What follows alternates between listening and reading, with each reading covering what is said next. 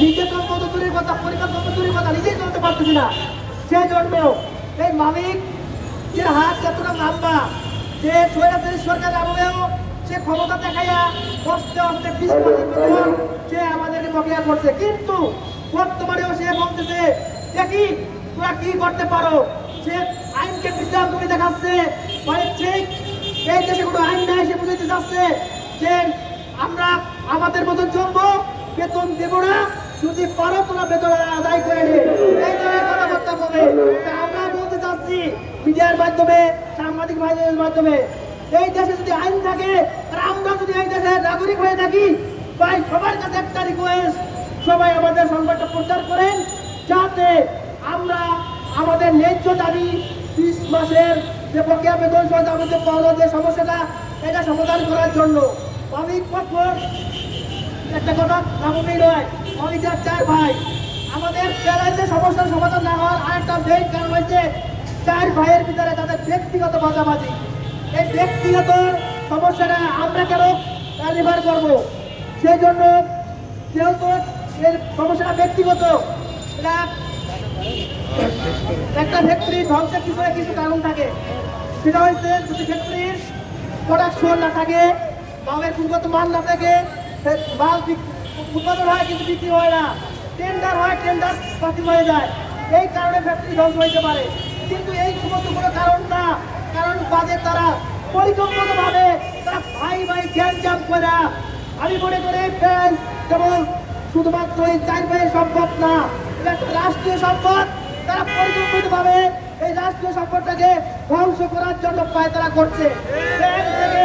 বিভিন্ন ধরনের হাজার হাজার কোটি টাকা লোন দিয়া তারা কানাডা, ইংল্যান্ডে বাড়ি করতেছে, অথচ শ্রমিকের পাওনা, তারা ন্যায্য যে পাওনাটা তারা দিচ্ছে না।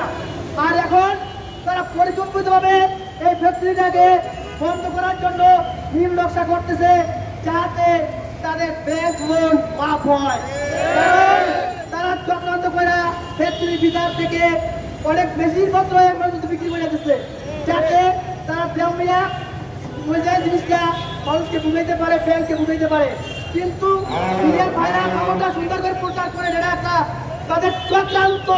তারা চক্রান্ত করতেছে দেশকে ধ্বংস করার জন্য।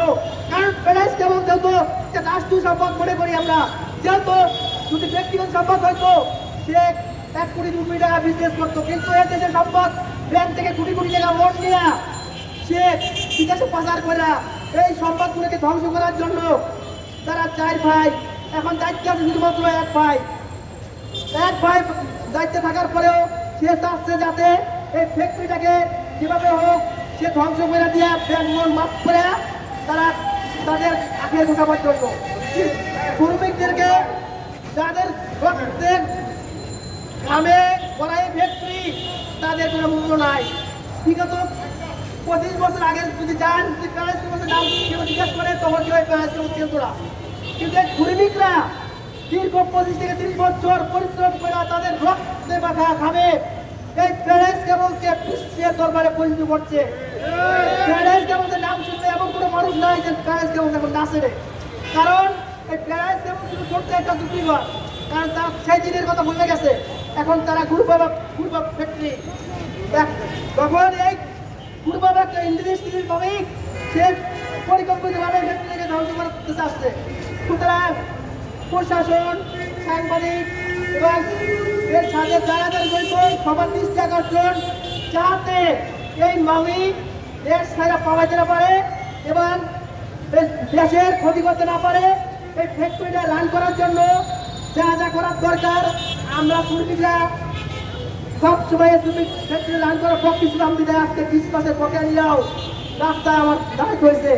যদি আমরা ফ্যাক্টরিটা রানের পক্ষে না থাকতাম তাহলে আগেই ফ্যাক্টরি বন্ধ হয়ে যেত, কিন্তু মালিক পক্ষ পরিকল্পিতভাবে এই ফ্যাক্টরিটাকে ধ্বংস করার জন্য নীল নকশা আঁকতেছে।